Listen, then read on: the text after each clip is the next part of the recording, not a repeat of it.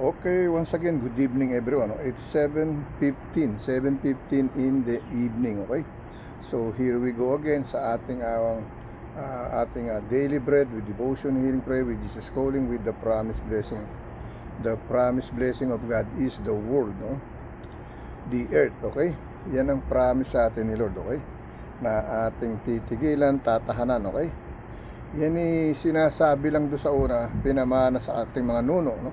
Pero yan po'y halos pinamana sa atin lahat. Kaya lang may batas sila na kapag hindi ka nakasunod, hindi ka maaari magkaroon ng sariling lupa o anumang bagay, no, na para sa iyo, okay? So ibig sabihin parang may mahirap at may mayaman, parang ganoon ang dating, okay? Pero the promised land is yung kalayaan ay pinagkaloob sa ating lupa, okay? Na matahanan, Christianity life, no? Yun ang ibig sabihin, no? Kristiyanong buhay, okay? Yan ang totoo, right? So once again, no, tayo magsalo-salo, kumain ng mga banal na salita ng Diyos, no? Wala tayong daily bread ngayon, pero umisip ako ng isang daily bread na may handog para sa atin lahat, okay? So once again po, no,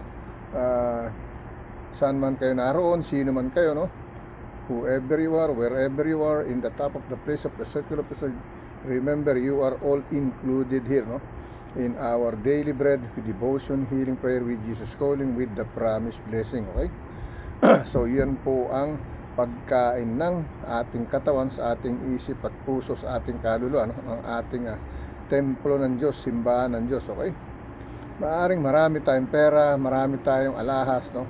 Pero ang tanong, may Kristo ba tayo sa ating buhay, no? Sa ating katawan? Mayroon ba tayong Holy Spirit ni Lord, okay? Yan po ang katotohanan, okay?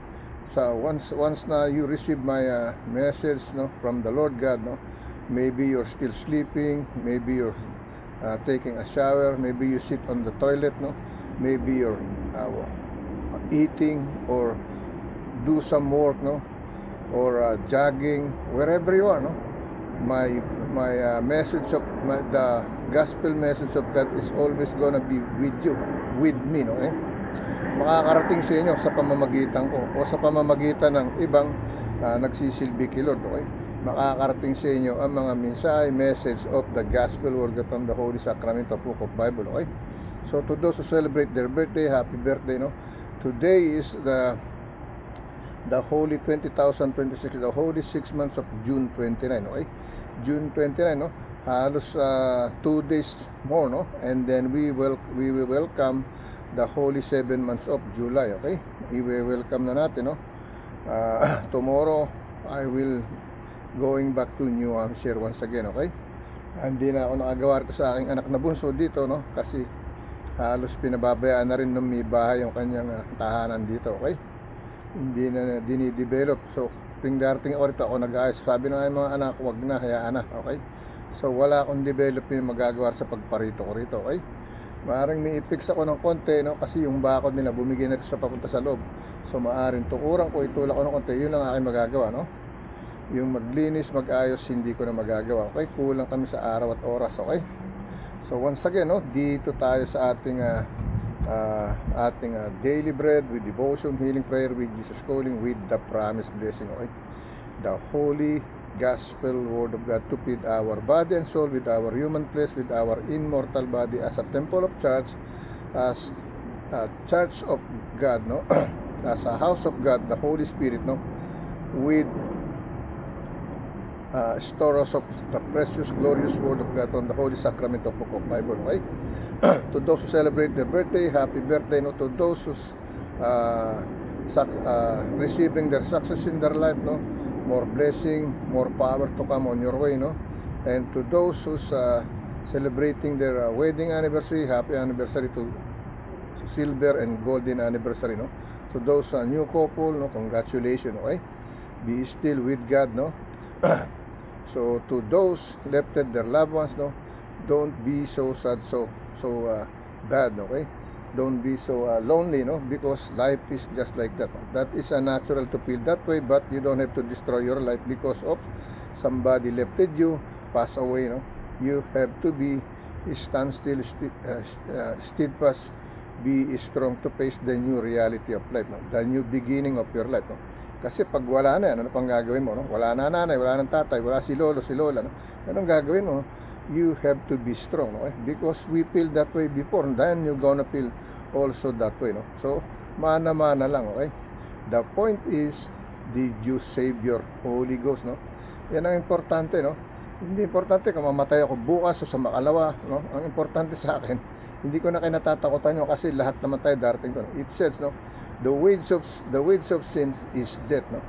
The wage of sin is death. Ang kabayaran natin kasalanan ay kamatayan, no? So pag tayo namatay, bayad yung kasalanan natin sa katawang buhay, no? Pero may buhay pa tayong ikalawa sa kabilang buhay, no? Ang ating Holy Ghost, ang Holy Spirit natin ang hahatulan, no? May yung mga nagawa natin sa lupa, no? Tayo ba'y nagsisi, marami pa tayong kasalanan, ano bang kasalanan natin? Nakasulat po yan sa libro ng buhay, okay? Ganon din sa libro ng kamatayan, okay? May libro ng kamatayan, may libro ng buhay sa walang hanggan, no? Sa kabilang buhay, okay? Kaya siguraduhin nyo, hanggat nabubuhay kayo, no? Make sure until you have life, you still breathing by your human flesh and mortal body with the house of your Holy Ghost, no? Make sure you do repentance, ask forgiveness, surrender all your sins, no? Be ready to receive the Holy Spirit together with your Holy Ghost, no? To dwell it in our mind, in our body and soul, no? As a temple of church, as a house of God, no? As the storehouse of His precious, glorious Word of God, no? From the Holy Sacrament of Book of Bible, no?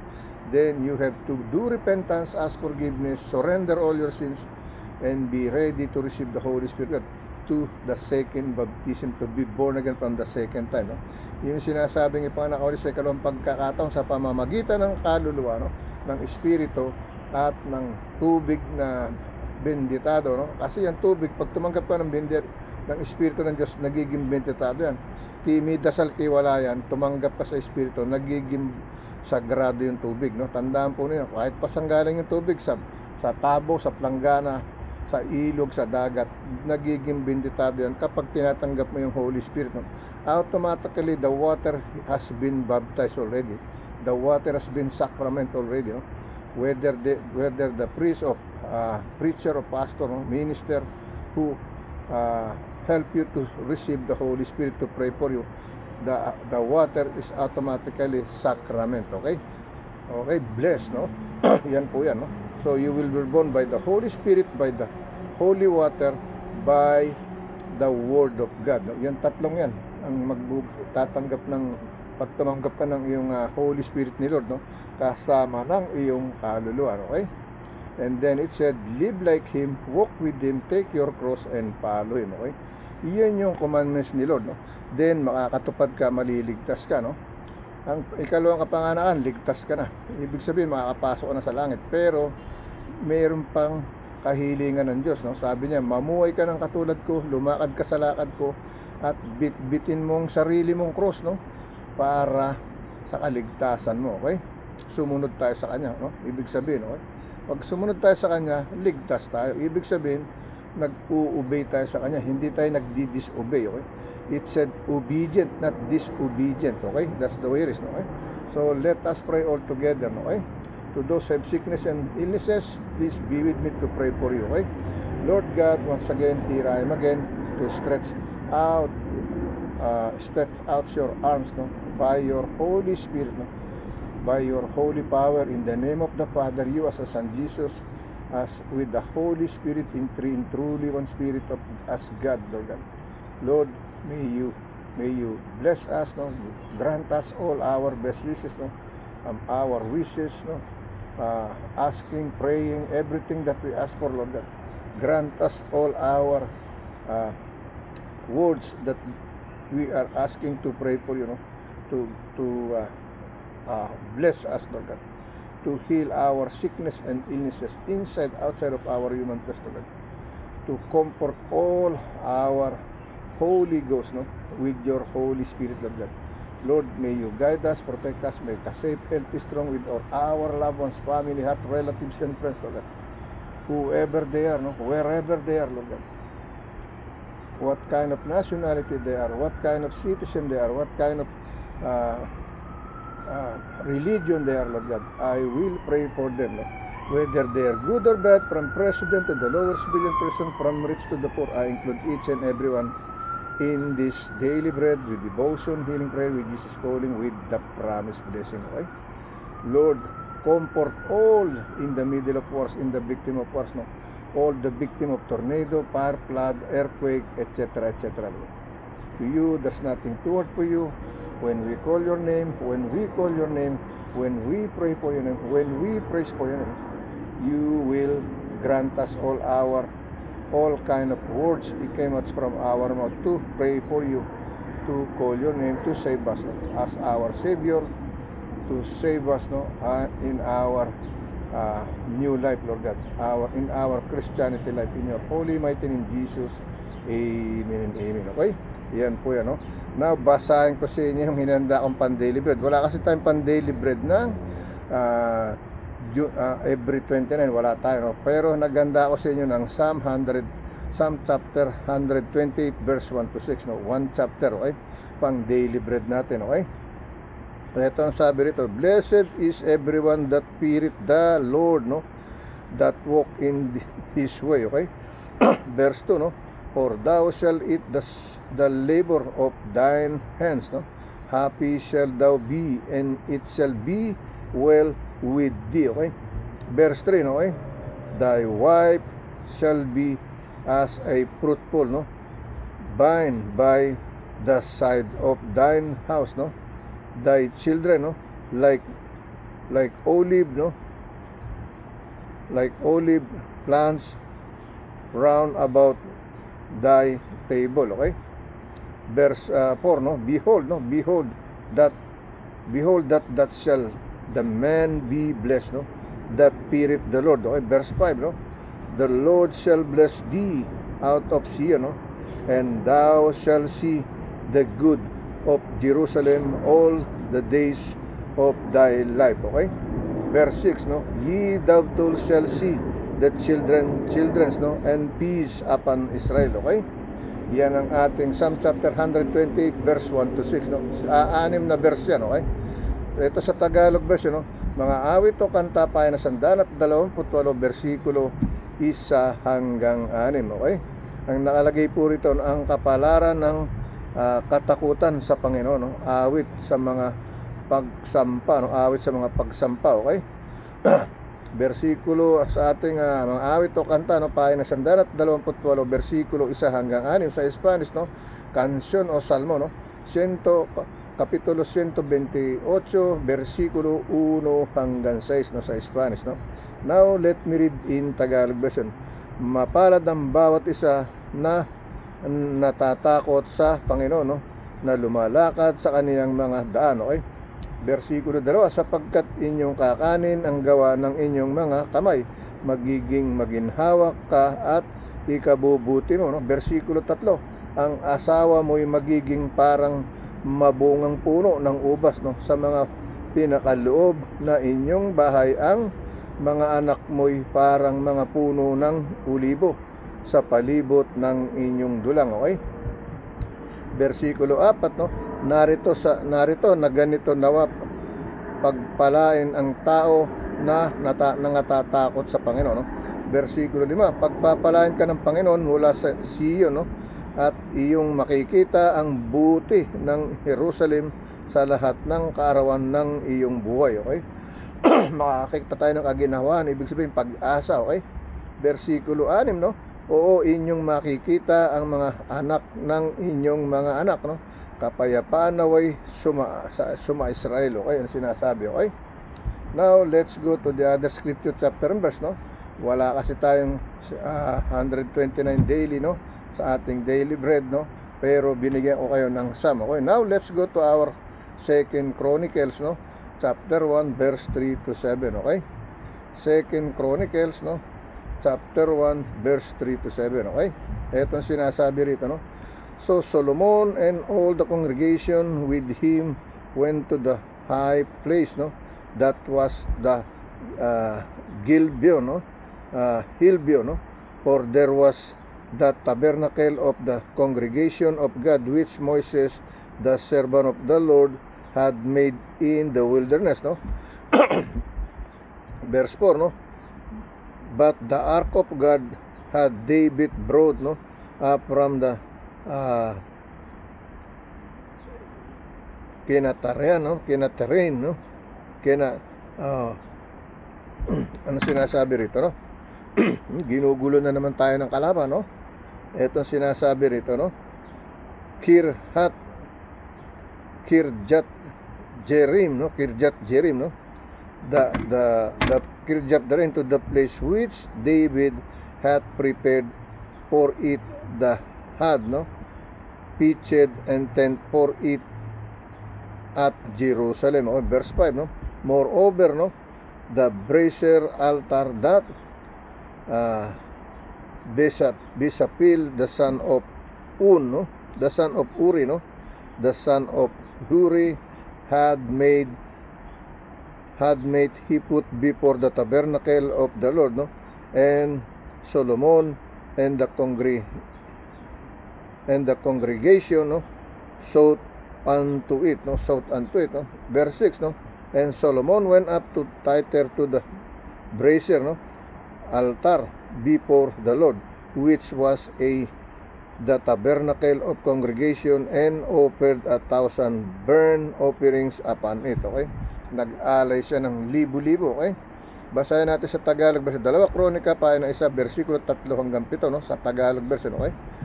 Sa Spanish probably 2 Kronika, no, kapitulo 1 versikulo 3 hanggang 7. Okay, iris yung Tagalog version, no. At sa gayoy si Solomon at ang buong kapisanan na kasama niya ay naparoon sa mataas na dako ng nasa Gabaon, no, sapagkat nandoon ang tabernakulo ng kapisanan ng Diyos, no, na ginawa sa ilang ni Moises na lingkod ng Panginoon. Okay, servant of God, Moses, no, verse 4, no, versikulo 4, no, ngunit ang kaban ng Diyos ay iniahon ni David mula sa Kiryat, no, Jearim, hanggang sa dakong pinaghahandaan ni David, no, sapagkat kaniyang pinatatayo ng tolda sa Jerusalem, no, versikulo 5, no. Bukod dito'y ang dambanang tanso na ginawa ni Bezalel, no, na anak ni Uri, na anak ni Hur, ay nandoon sa harap ng tabernakulo ng Panginoon, at dooy sumangguni si Solomon at ang punong kapisanan. No? Versikulo 5, 6, no? At si Solomon ay sumampa noon, no? At si Solomon ay sumampa roon sa dambanang tanso sa harap ng Panginoon na nasa tabernakulo ng kapisanan, at naghandog ng 1,000 handog na susunugin doon. Okay, 1,000 susunugin, iaalay. Okay, ano man yun, hayop o ano, basta nag-alay sa 1,000 pag-aalay, no, 1,000 offerings, no, to be burned. Okay, ni Solomon. Okay, now let's go to read another scripture chapter and verse. Okay, meron tayong Psalm, no? Meron tayong Psalm chapter 32, no? Bakit wala ito, no? Saglit, no? Okay. And bakit nasa asaya na agad tayo, no? Okay? Psalm chapter 32:10, no? O so hanapin natin Psalm chapter 32:10, okay? Psalm chapter 32:10, no? Psalm chapter 32:10, okay?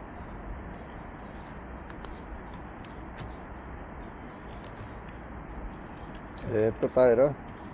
Psalm chapter 32 verse 10, no? Psalm chapter 2 verse 10 to 14, okay? So wala pala yan, hanggang ano lang yan, sandali, no? Chichikin natin, okay? Ang pansulat ko yun nandito, saglit lang po, okay? Okay, let me continue, no? Dito tayo sa Psalm chapter 32 verse 15, ano nga ba to, no? Saglit, no?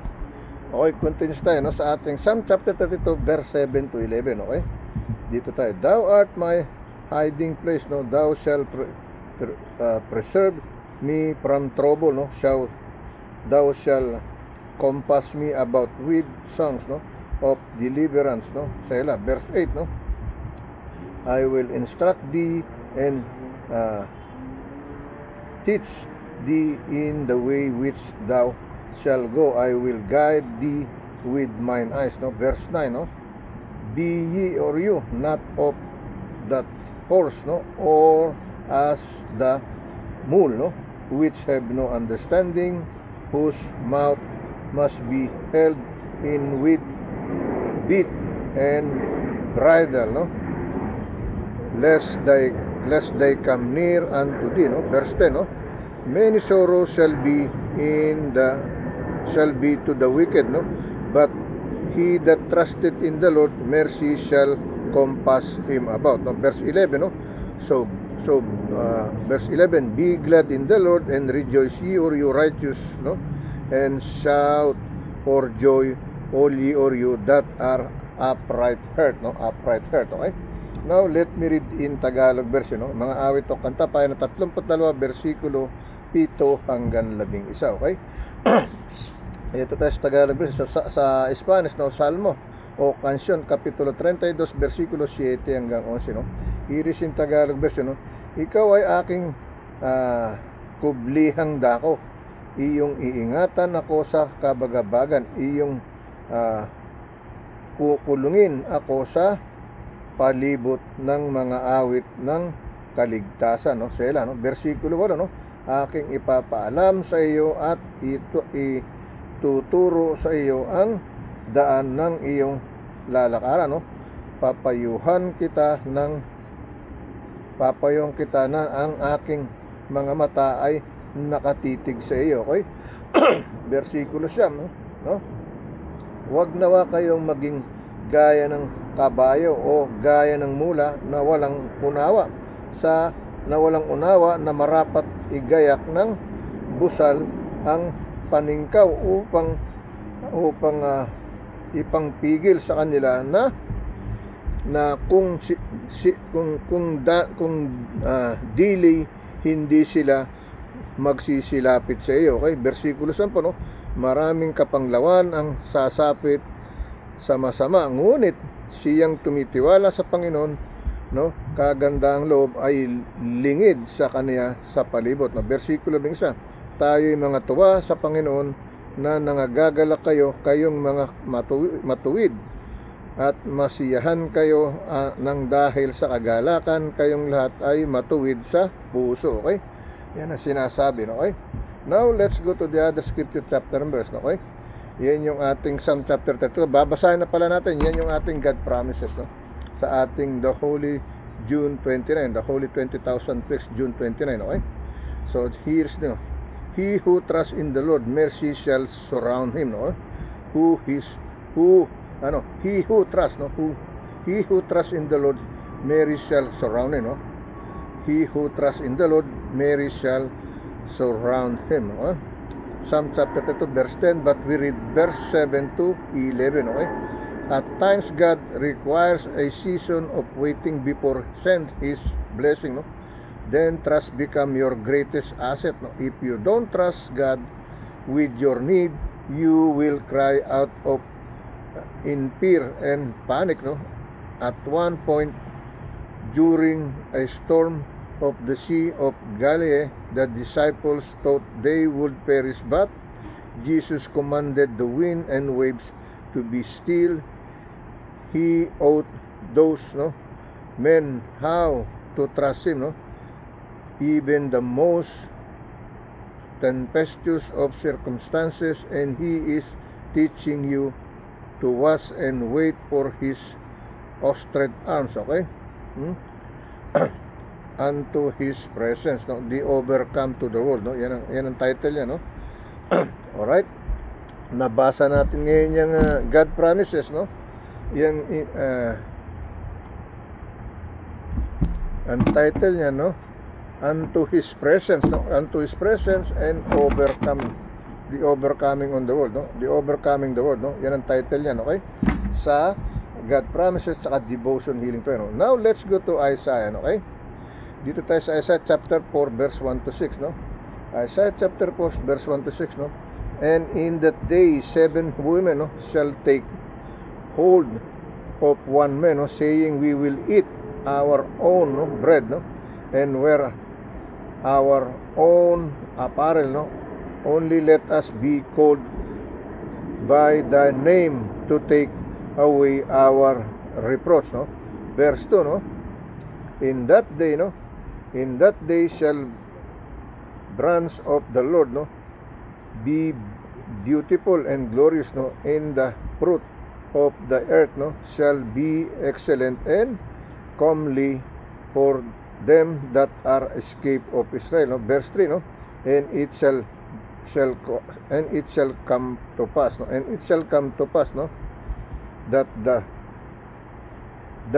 he that, no, and is left in Zion, no, and he that remaineth in Jerusalem shall be called holy, even everyone that is written among the living in Jerusalem, no. Verse 4, no, when the Lord shall have washed, no, away the filth of the daughters, no, of Zion, no, and shall have purged the blood of Jerusalem, no, from the midst thereof by the spirit of judgment and by the spirit of burning. Okay, verse 6, verse 5, no, and the Lord will create upon every dwelling places of Mount Zion, no, and upon her assemblies, and thou, no, and cloud, no, cloud nga ba, no,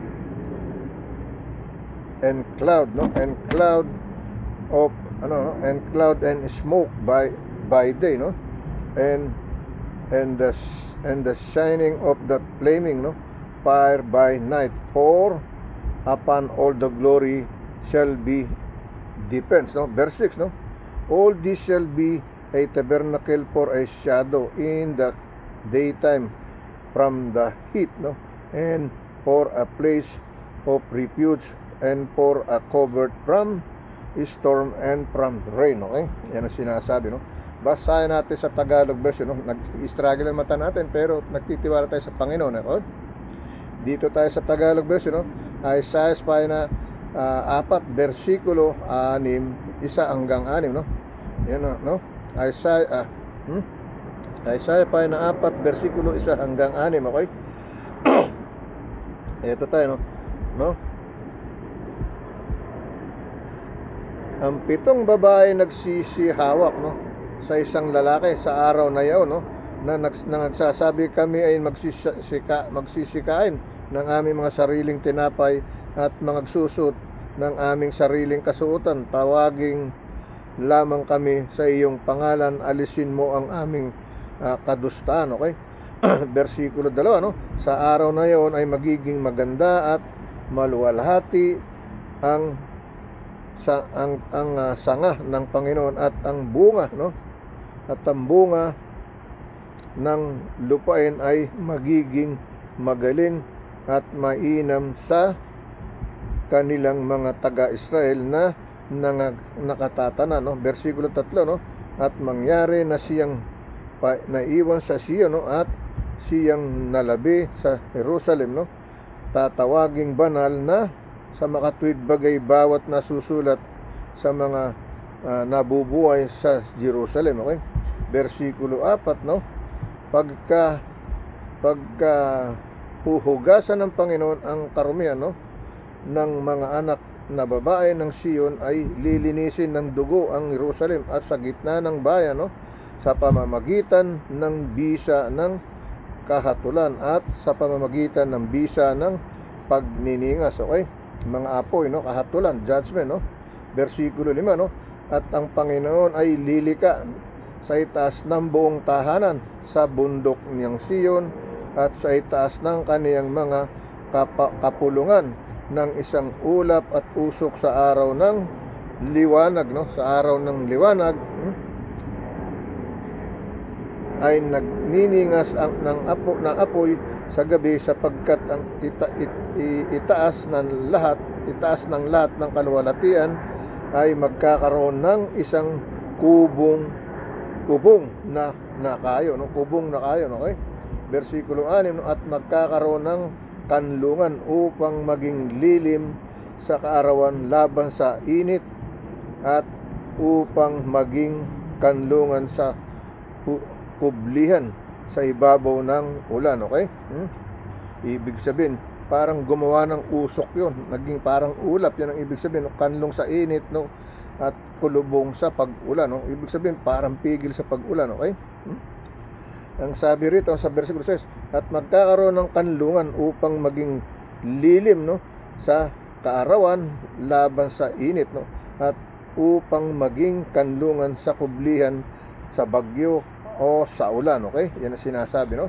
Now, let's go to the other one more scripture. Maybe we can still add more before we go to second video, okay? Jeremiah chapter 17, verse 7-11 din, okay? Ito ang sinasabi rito, no? Si Lord, babantayan ako, kaalalayan ako niyan, okay? Ang sabi rito, blessed is the man that trusted in the Lord, no? And whose hope, no? And whose hope of and whose loss, no? And whose loss, and whose hope, no?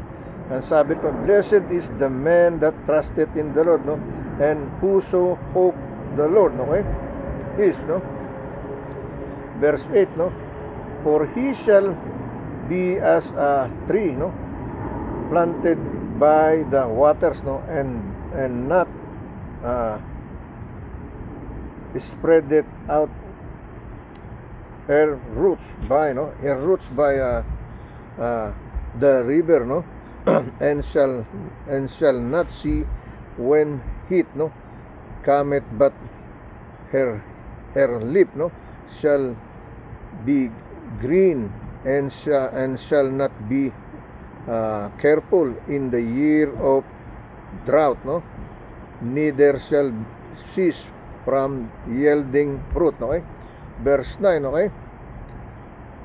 The heart is deceitful above all things, no? And desperately wicked, who can know it, okay? Verse 10, no? The Lord search the heart, the reins, even to give every man, no? according to his way, and according to the fruit of his doing, no? To the fruit of his doing. Verse 11, no? And as the partridge, no? Seated on eggs, no? And and hatched from nut, no? And hatched them not, no? So he that getteth riches, no? She getteth riches, no? And not by the night, no? Shall leave them in the midst of his day, no? And at his end shall be a pool, no? Nag-struggle na yung mata ko, but God is there, I told you, no? Nag-struggle na, no? Si Lord na magpapalino niya, magtutulong sa atin, okay? Dito tayo sa Tagalog version, no? Basahin natin sa Tagalog version, no? Kaya pa yan, okay? Sa Jeremiah, pa yan, 17, versikulo 7 hanggang 11, okay? Sa Spanish, no? Jeremiah, kapitulo 7, versikulo 7 hanggang 11, no? Mapalad ang tao na tumitiwala sa Panginoon, ay ang pag-asa ay ang Panginoon, no? Versikulo 8, sapagkat siya ay magiging parang punong kahoy, no? Na itinanim sa tabi ng tubig, at nag-ugat sa tabi ng ilog, no? At hindi natakot pagka ang init at dumarating, dumarating, no? Kundi ang kaniyang dahon ay magiging sariwa at hindi mababalisa sa taon ng pagkatuyot o maglilikat man sa pagbubunga, no? No? Hindi sasala, ibig sabihin, no? Versikulo 7, no? Ang puso ng magdaraya ay higit kaysa lahat na bagay na totoong masama. Sinong makaalam, no? Versikulo 10, akong Panginoon na sumisiyasat ng mga pag-iisip, aking tinatarok ang mga puso upang magbigay sa bawat tao ng gayon sa kani-kaniyang lakad ayon sa bunga ng kaniyang mga gawain. Okay? Versikulo 11, okay? At paanong lumilimlim ang pugo, no, sa mga ilog ng hindi itlog, sa mga itlog na hindi kanina, gayon may nagtatangkilip ng mga kayamanan at hindi sa pamamagitan ng matuwid sa kaniyang mga kaarawan ay iiwan niya yaon at kaniyang wakas ay magiging mangmang siya. Okay, let's go to our second video. Okay.